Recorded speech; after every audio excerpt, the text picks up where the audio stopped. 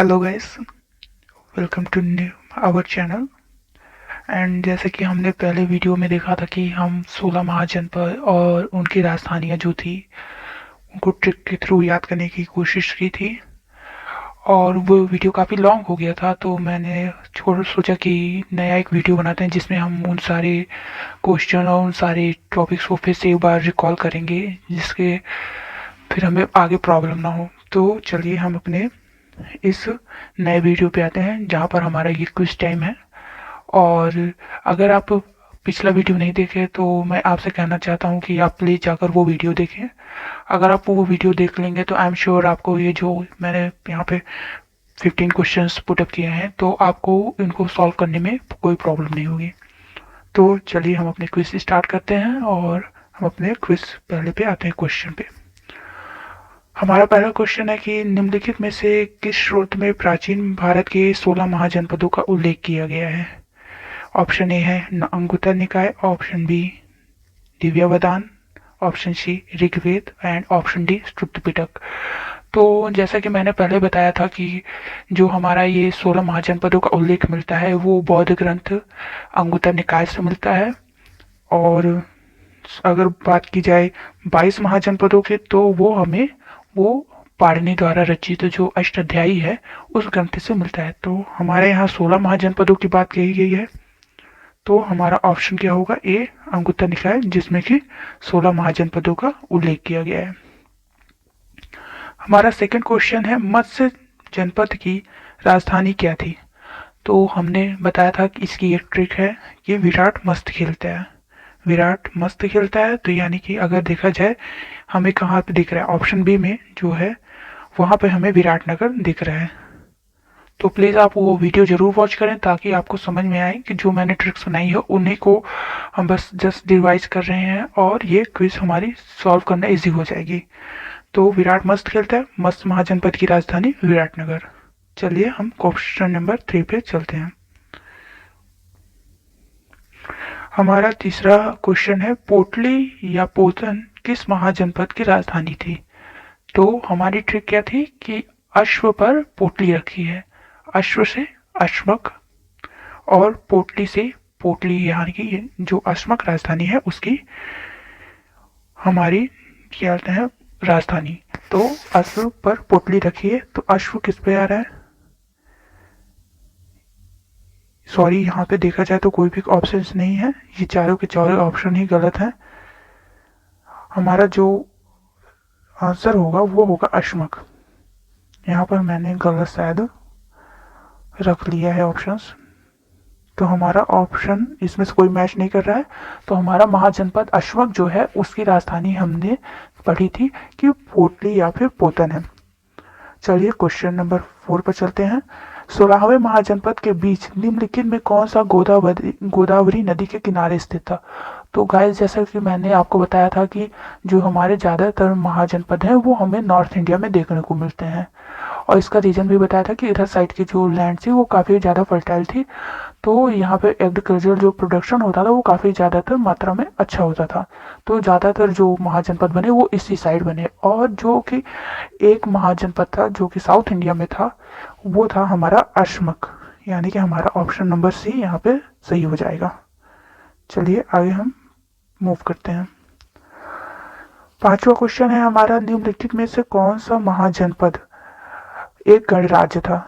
अभी यहाँ पर हमने एक की बात की है लेकिन हमारे एक्चुअली में दो थे जो कि गणतंत्रात्मक महाजनपद थे।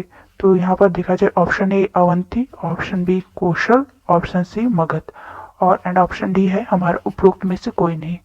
तो जैसा कि मैंने आपको बताया था कि हमारे जो दो महाजनपद हैं जो कि वज्जी और मल्ल थे, जो कि गणतंत्रात्मक थे, वज्जी एंड मल्ल।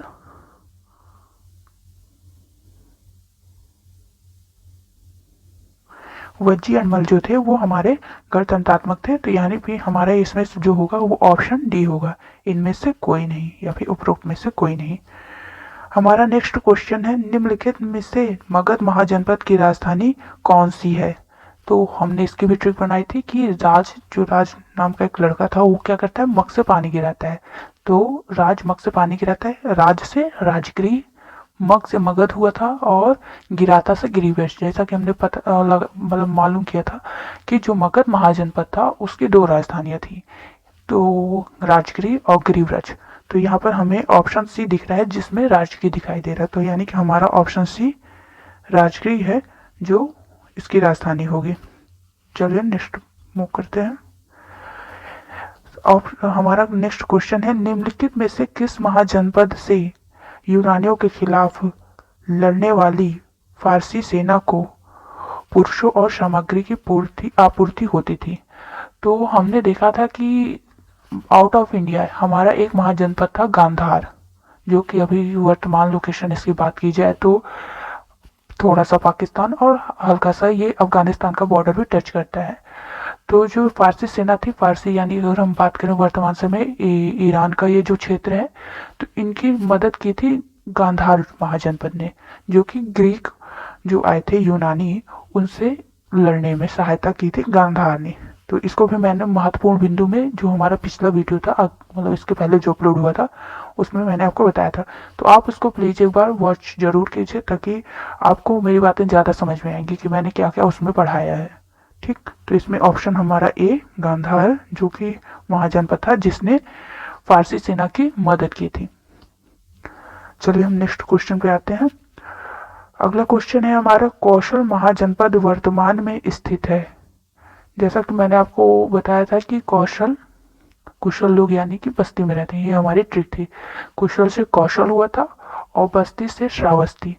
तो मैंने आपको तो बताया था कि जो श्रावस्ती अगर वर्तमान में बात की जाए तो अयोध्या एरिया जो है वो महाजनपद के दौरान श्रावस्ती एरिया था।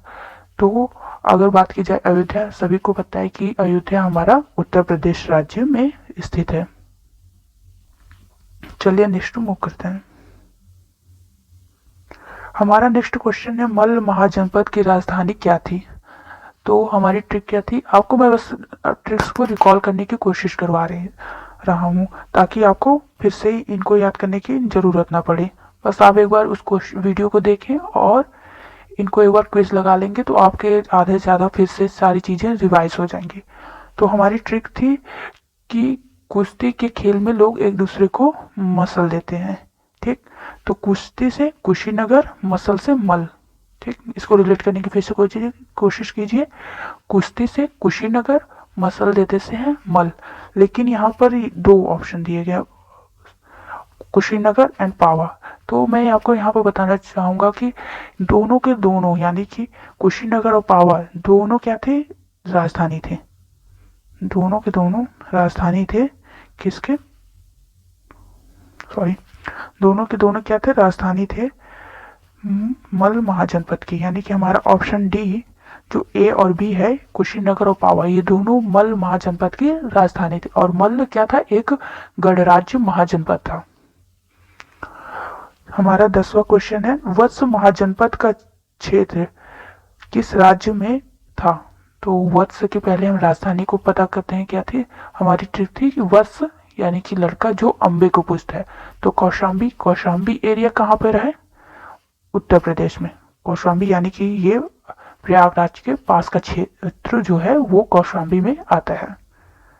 चलिए हम नेक्स्ट पे आते हैं।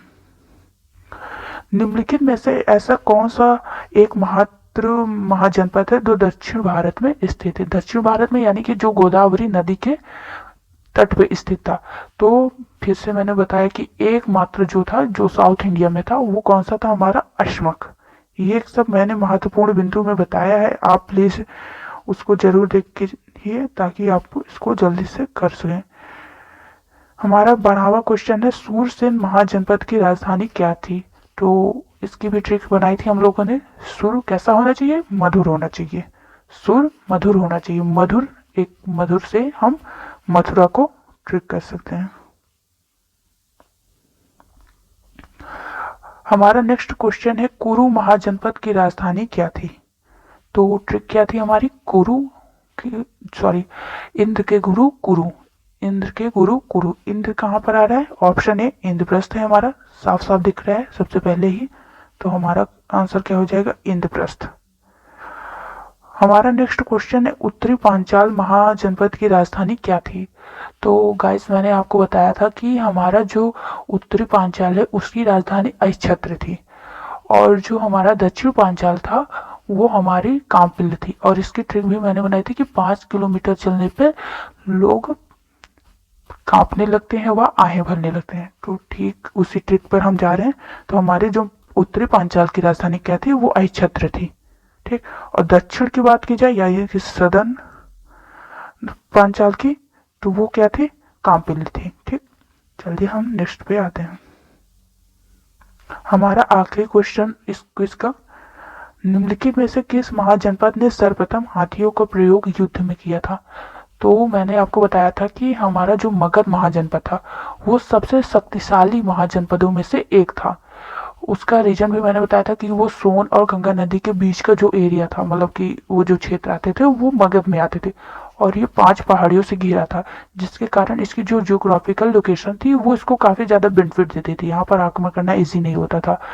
तो जो महाजनपद था ये मगध, वो काफी शक्तिशाली था। तो अगर नो डाउट कि जिसके पास हाथी होगी उस वो युद्ध जीत जाता है। तो मतलब कि उस समय जो था कि हाथियों को बहुत ज्यादा सेना में एक अच्छा माना जाता था कि ये जिसके पास होंगे वो युद्ध को आराम से जीत जाएंगे। तो इसको आप दिमाग लगा के भी थोड़ा सा इसको गेट कर सकते हैं कि जो मगध महाजनपद था वो सबसे शक्तिशाली था और उसी के पास हाथी थे, और उन्होंने सर्वप्रथम हाथियों का प्रयोग अपने युद्ध में किया था।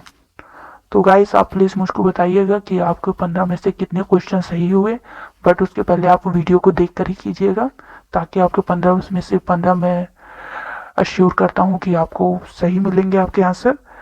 एंड चलिए, थैंक्स फॉर वॉचिंग, एंड आप प्लीज़ हमसे जुड़े रहिए, हमारे वीडियो को लाइक एंड सब्सक्राइब